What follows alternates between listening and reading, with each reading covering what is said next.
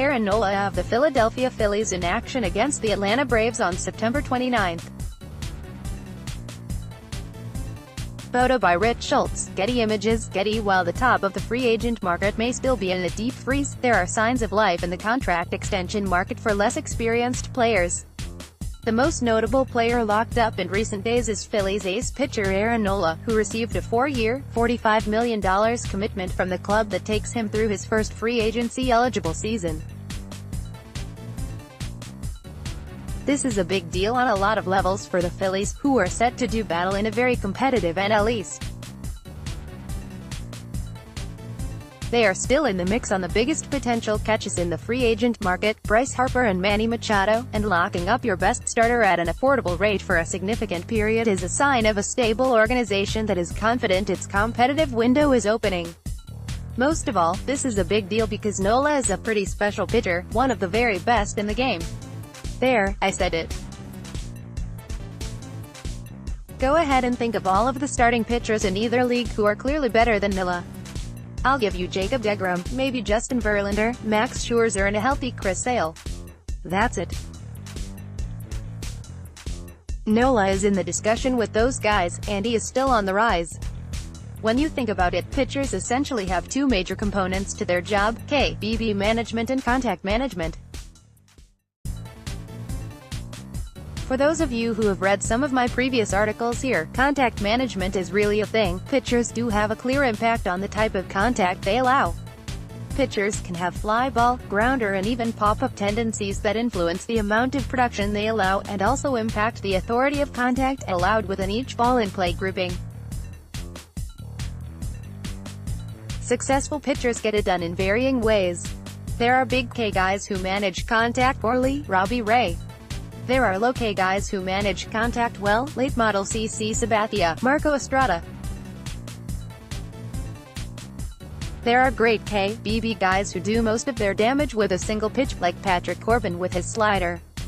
The best way to maximize output while minimizing risk is to be above average at all facets, with multiple pitches. Easier said than done, but Nola does it. Nola's swing and miss rate of 12.4% was over a half standard deviation above the average of era qualifying MLB starters last season. There were only 58 of those starters last season. The number drops every year.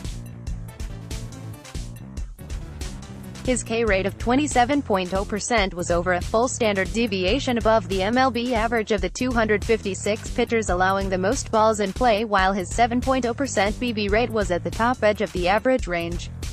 Pitchers and hitters with such a K/BB profile have a K/BB multiplier of 0.78, which when multiplied by their unadjusted or adjusted contact score gives you a reasonable approximation of their actual, via WRC, of projected production.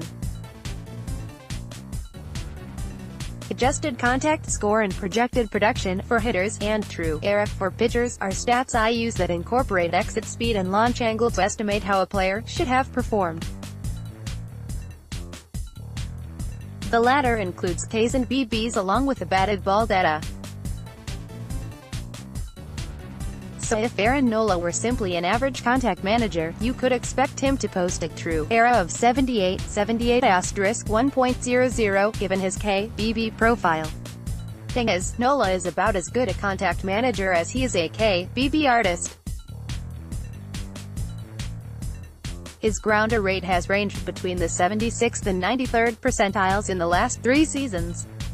He seems to have a knack for avoiding line drives. Liner rates allowed do not correlate as well as those of other bit types from year to year, but the very best find a way, with liner rate percentile ranks ranging from the 15th to 31st percentile over that span.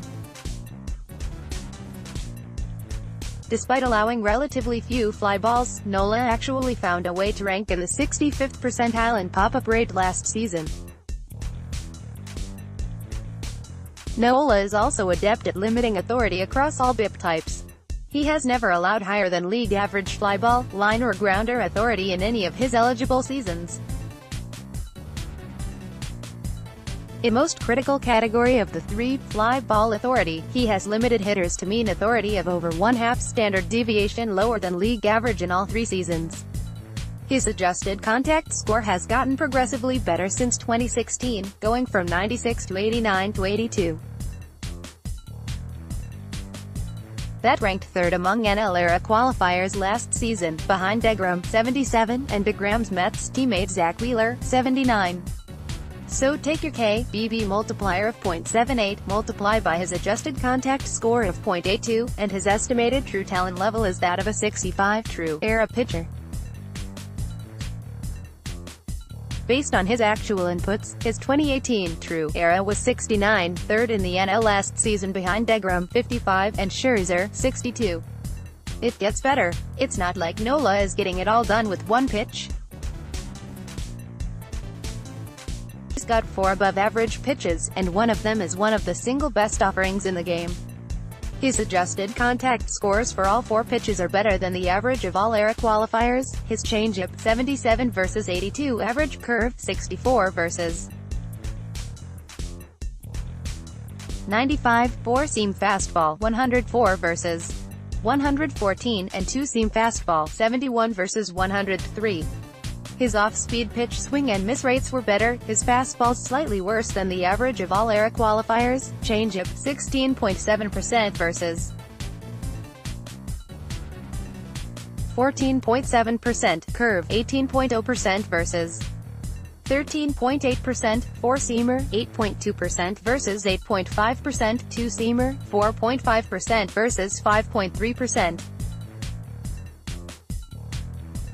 Basically, you've got one A-to-A pitch in his curve. It was just as good in 2017, and 3 high B-to-B pitches in the other 3. If Nola loses the feel for any one of them for a stretch of time, he's got plenty to fall back on. Sure, pitchers get hurt. There is a degree of risk to guaranteeing any material sum of money to a pitcher for a material length of time. But this is a guy who was worth 10.0 WAR last year, according to Baseball Reference, for heaven's sake. The risk-reward ratio on this contract is pretty impressive and sets the Phils up to spend stupid money on their other needs in the intermediate term.